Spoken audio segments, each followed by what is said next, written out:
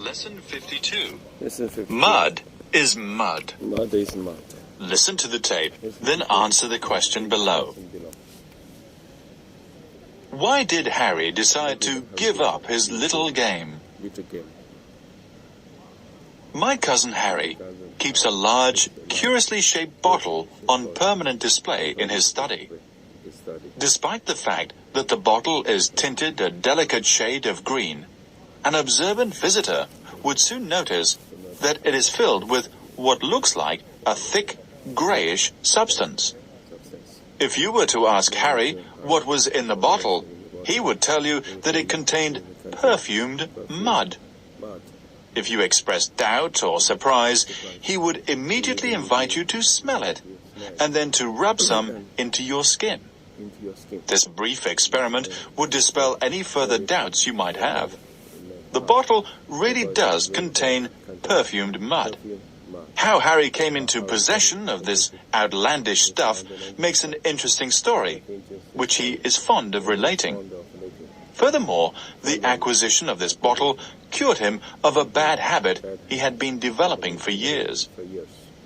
Harry used to consider it a great joke to go into expensive cosmetic shops and make outrageous requests for goods that do not exist. He would invent fanciful names on the spot. On entering a shop, he would ask for a new perfume called Scented Shadow, or for insoluble bath cubes. If a shop assistant told him she had not heard of it, he would pretend to be considerably put out. He loved to be told that one of his imaginary products was temporarily out of stock, and he would faithfully promise to call again at some future date. But of course, he never did. How Harry managed to keep a straight face during these performances is quite beyond me.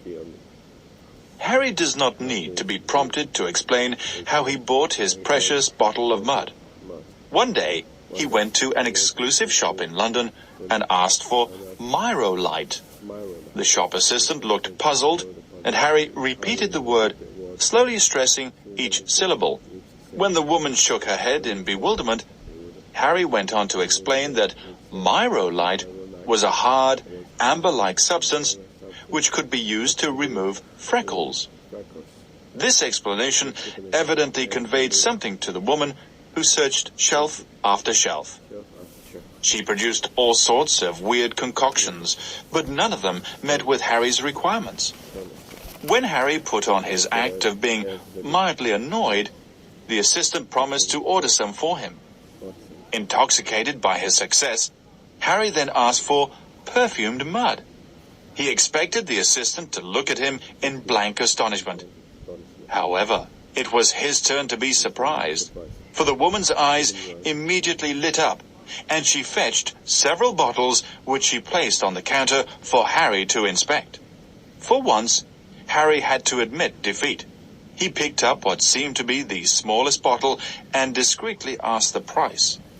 He was glad to get away with a mere £20, and he beat a hasty retreat, clutching the precious bottle under his arm. From then on, Harry decided that this little game he had invented might prove to be expensive. The curious bottle, which now adorns the bookcase in his study, was his first and last purchase of rare cosmetics.